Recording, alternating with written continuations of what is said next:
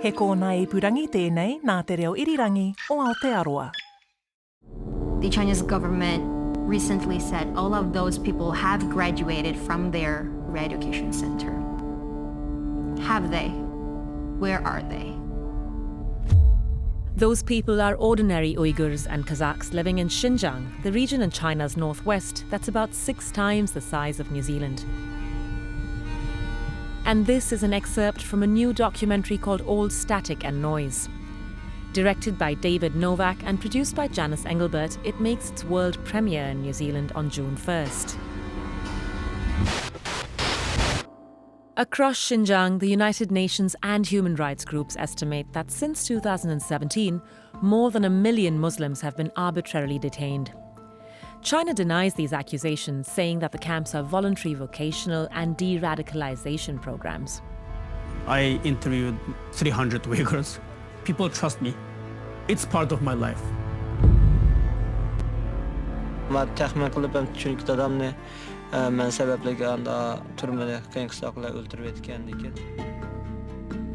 This is Voices with me, Kadambari Raghukumar. Here in Auckland, Rizwan Gul is an Uyghur woman who's lost all contact with her brother when he was detained over 5 years ago. I spoke to her in 2021 for Voices. I just can't imagine that his youth is taken away from him unjustly. It really pains me. Everything has been taken away. And his wife, his son, and my mother, every one of us who really loves him. We really miss him. I caught up with Rizwan Gul a few days ago to find out if she'd been able to contact him since. Unfortunately and sadly, no. There has been no improvement. Nothing happened. It's like all static, to be honest. And in June 2020, I had the last chance to talk to my mom. That's it. After that, she cut any communication with me. I assume that is because of the fear she experienced because due to the pressure from the local authorities. And also probably she was thinking that cutting off communication with me may help her to somehow protect my brother. I don't know. I really don't know how to understand, because for local authorities, what we have been hearing about the news, that when you have a connection with overseas, you are targeted for arbitrary detention. So I think that puts fear in my mother. So since June 2020, I haven't had any communication with my mom. I don't know how she's doing. I don't know where is my brother, if he is alive or not. This car is following us. More than 5 years on, Riz still hopes for news and that the world won't forget about Uyghurs. For now, she's looking forward to this world premiere of this powerful documentary, Old Static and Noise, here at the Dock Edge Festival. At the age of 18, the film's protagonist, Johar, was forcibly separated from her father at Beijing airport as they tried to leave for the United States. He was detained, she flew to the US, and has since become an activist and labour rights researcher in Washington. She's coming to New Zealand for the film festival, and with Novak and Engelbert, she'll meet with Uyghurs here. I've never been to New Zealand, so I'm very, very excited for this trip. And only starting from 2019 or late 2018, I've started involving myself with more Uyghur communities. And I also learned my mother tongue, the Uyghur language, after coming to the US. So it's a process for me to be more having this bond with my community, with my culture, and with my language more and more throughout the years. And I'm very excited too, because Uyghurs around the world are different, even though we're same ethnicity. It's the way we practice our culture, our religion are going to be different based on where we live and how we're influenced. So I'm very excited to meet this, new group of Uyghurs in New Zealand. I actually have a mini tutorial, kind of went viral on Twitter, about teaching people how to pronounce the word Uyghur correctly. So I can do a little tutorial now. It's Uyghur instead of Uyghur. So, if you already know how to say it, thumbs up for you. So it's Uyghur. And according to Amnesty International, both inside and outside the camps, they're amongst the most heavily surveilled populations in the world. For Johar and many others featured in this film, it was really a question of putting their trust in the filmmakers. I was very curious to know how all of you together handle the aspect of safety of people involved in the making of the film. Got two key protagonists, out of which you're one of them, Johar. How did you feel about the idea of your personal safety and that of your family as well in the making of, during the process of the making of the film? When I started my advocacy work, I basically didn't give myself a, what is it called? Like a plan B for retreat, for going back and to stop doing what I'm doing. Basically, I only put one road ahead, which is keep marching forward. So my only second thought was, are those people genuine? Is it worth doing this film with them? And I really appreciate Janice and David for doing a really good job in respecting people's boundaries. I think that's really important because this film crew, All Static and Noise, is not the first film crew that reached out to me making documentary film, but it's the only one that I agreed with doing. In terms of being American and choosing a subject like this, there obviously would be a lot of eyebrows raised and questions, particularly about why wouldn't it be possible for someone from within the community to tell their own story? Yeah, absolutely. And that's a very insightful question. Right at the beginning of the process, Janice and I talked about it a few times. There are two things primarily that made me feel comfortable with it and made me feel ethically grounded in it. One was that my first film, which is called Burning the Future: America, is a film that is very critical of the government of the United States, the energy policy in the United States.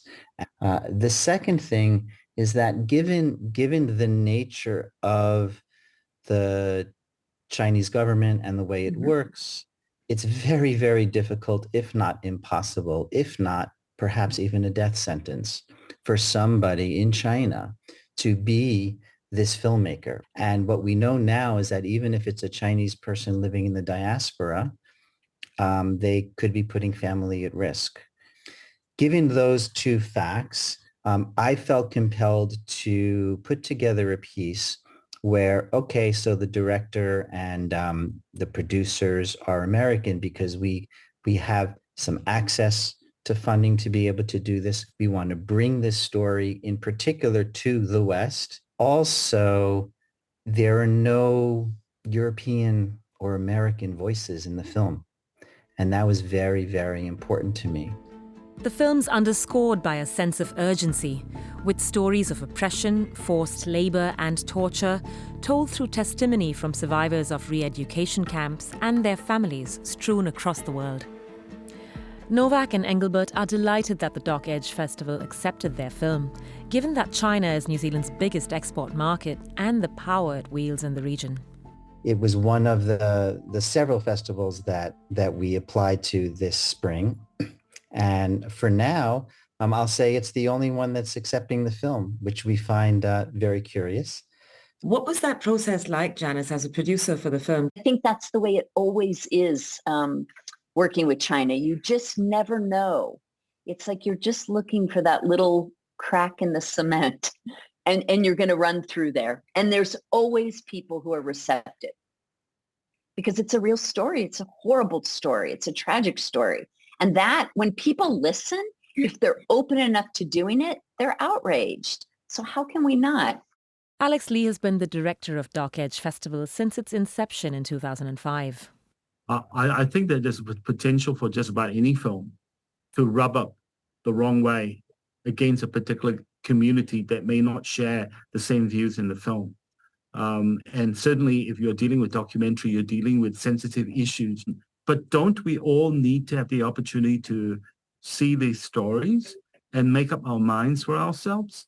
Because I think that the danger with where we are in communication in the media, as well as with what I consider to be cancel culture and sometimes even the woke culture, that we've all been party of, is that we're told how to think. We are not given the opportunity to become independent people with independent mind. film like Static and Noise, would probably create some degree of controversy. Dog Age is an independent documentary film festival. The right of people to reach out and to be able to listen to and to understand what's going on in the world. We have to be very fierce in our determination to protect that right. Saat 8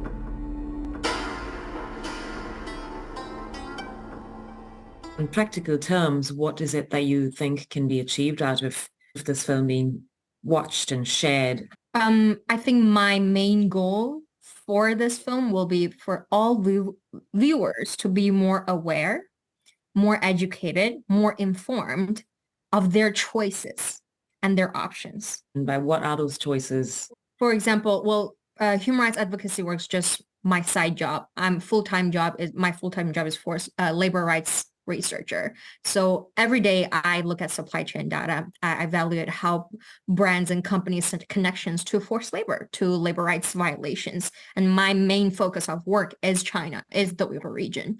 And one goal I have is for consumers in New Zealand, viewers of, they're all consumers, no matter rich or poor. And for them to know that they have the option to put their money to put in products that are not made by forced labor. I hope this film can reach to the government of New Zealand as well. And I hope policymakers can see and really realize how bad the situation is. And that just a little bit of information, I think is very useful for people. A little bit of data, I think it's very statistic that is very useful for people to know is that 84% of the cotton production of China is from the Uyghur region, and that is 22% of the global cotton output. And 95% of the solar panel relies on one key material, which is solar grade polysilicon. And 45% of the world's polysilicon is made in the Uyghur region. 12% of the aluminum, which is a key material for building a car industry of the world, 12% is made in the Uyghur region. All these numbers are scary because that indicates how heavy the world is relying on China and how heavy they're relying on products that are very likely made by Uyghur forced labor and by import bans, by export restrictions. Such things can be avoided, and consumers will have the right to put their money in things that are made ethically and with conscience. For context, New Zealand imports from China amount to about 16.26 billion. Here's Rizwan Gul again. New Zealand government has expressed their concerns about the human rights abuses in that region, right? But from my perspective, it's not enough. And New Zealand government has been staying there, just expressing their concerns for the last 5 years while our people are dying. So when I heard that this documentary, All Static and the Noise, is going to be screened in New Zealand, I was happy. Having a film screened in New Zealand, I mean, it may have some impact on New Zealand government, but New Zealand government, if they really care about human rights abuses, they should not only rely on a film that to be screened in New Zealand. They should fulfill their international obligations on protecting human rights. Take action.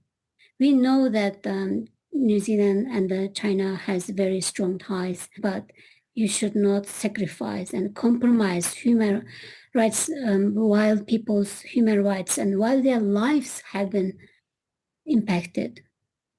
I don't have contacts with anyone back home, anyone. The communication is completely lost. I have already lost my family, and I am the only person for speaking up for them. So I will continue to speak. This is not difficult for me. Of course, it's emotionally can trigger me to, cry or being sad, but I'm happy to speak out because probably I am the only hope for them. Big thanks to Rizwan Gul, Johar, David Novak and Janice Engelbert for talking to me in this episode of Voices. The film All Static and Noise comes to the screen in New Zealand at the Dock Edge Festival on the 1st of June. You can also find it online after the festival. Today's episode of Voices was mixed by Jeremy Veal, and my name is Kadambari Raghukumar. Each week I bring you stories from all around New Zealand featuring people from all around the world. If you like what you hear, follow us on Spotify, Apple, iHeartRadio, and everywhere else you get your podcasts from. Thanks for listening.